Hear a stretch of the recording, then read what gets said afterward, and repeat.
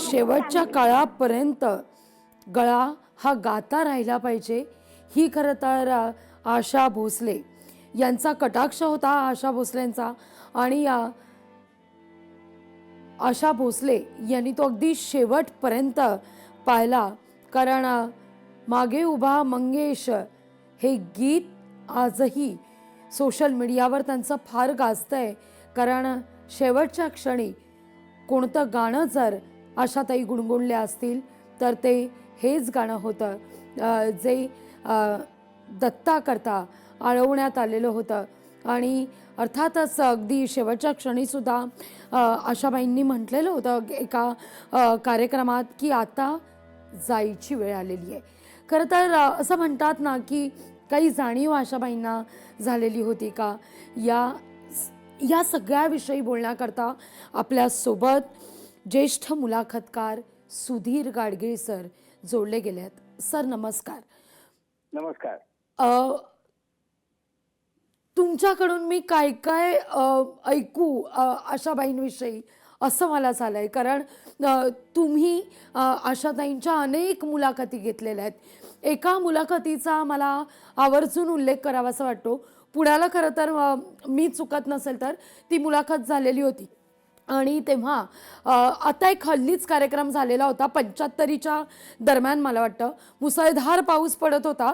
मुसळधार पाऊस पडत असताना तुम्ही छत्री घेऊन आशाबाई गाणं म्हणत असताना तुम्ही त्याचं सूत्रसंचालन केलेलं होतं. पण मुसळधार पावसात आशाबाईंच्या डोक्यावर तुम्ही छत्री घेऊन उभे होतात.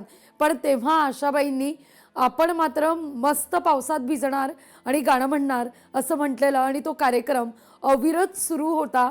मुसळधार पावसाचा व्यत्यय त्यात आलेला नव्हता. मला त्याचा किस्सा ऐकायचा आहे. आणि ठाण्यात झाला तो. अगदी अगदी. आणि माझ्याबरोबर नाना पाटेकर होता. आणि त्या म्हणल्या की मला एकटीला छत्री काय धरले, हे समोर ते भिजतात आणि मी कुठे छत्रीत बसतो, छत्री काढून टाका. आणि त्यांनी पूर्ण भिजत संपूर्ण पुढे 22 मिनिट कार्यक्रम केला आणि प्रश्नांना उत्तरं दिली आणि बोलल्या आणि गायल्या. कमाल. हा.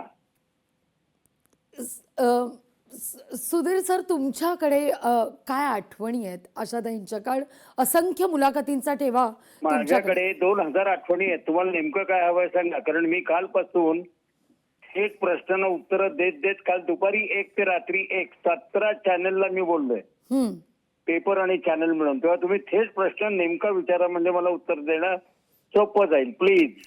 अगदी.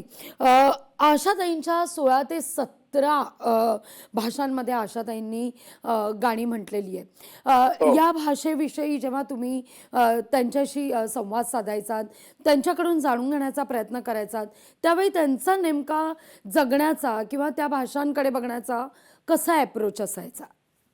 काही नाही, त्या म्हणल्या वेगवेगळ्या भाषातली मंडळींची मानसिकता काय असते हे त्या भाषेतनं कळतं.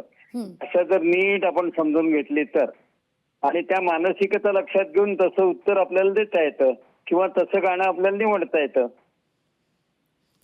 अगदी. पण आशाताईंनी मग ती भावगीतं असू देत किंवा मग पॉप गीत, या प्रत्येक गीतांमध्ये त्यांनी स्वतःची एक ओळख निर्माण केलेली होती, स्वतःचा एक ठसा उमटवलेला होता. त्याविषयी जाणून घ्यायला फार आवडेल.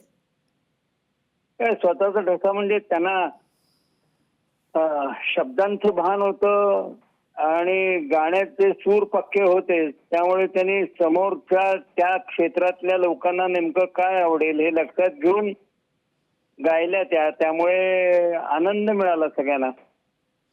अलीकडच्या आणि तो फक्त त्या भाषेतल्या लोकांना नाही मिळाला, सगळ्यांनाच मिळाला ऐकणाऱ्या.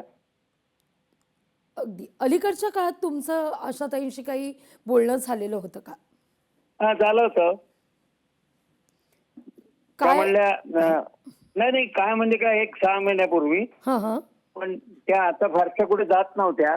त्यामुळे त्या म्हणले आपण खूप बोललोय रे आता. म्हटलं आपलं एक आत्मचरित्राचं राहिलंय, ते म्हणले जाऊ दे, ते आता होईल असं नाही मला वाटत. पण आपण खूप बोललोय, तेच आता एकदा मला ऐकव काय काय आपण बोललोय ते. म्हटलं नक्की ऐकवीन. म्हणता म्हणता गेल्या ऍडमिट आणि गेल्या. पण ते आत्मचरित्र तुम्ही पूर्ण करणार? नाही नाही नाही नाही, त्यांनी सांगितल्याशिवाय कसं होईल ते. ते आता त्यांच्याचकडे आहे आणि उरलेलं सगळं लिहिलेलं त्यांच्याचकडे आहे, जेवढं झालं तेवढं. अगदी ते आता त्यांच्या घरातली लोक काय करतील ते. अगदी खूप खूप धन्यवाद आमच्याशी संवाद साधलात त्याबद्दल. ज्येष्ठ हो, मुलाखतकार thank you. सुधीर गाडगे आपल्यासोबत होते. शासकीय इतमामात अंत्यसंस्कार होणार आहेत. आशा भोसले यांच्यावर चाहत्यांकडून अर्थातच या ठिकाणी अंत्यदर्शन घेतलं जात आहे. तर अनेक मान्यवर या ठिकाणी दाखल होण्यास सुरुवात झालेली आहे. सुदेश भोसले आशाताईंच्या पार्थिवाचं अंत्यदर्शन या ठिकाणी घेत आहेत. कुटुंबीय त्या ठिकाणी उपस्थित.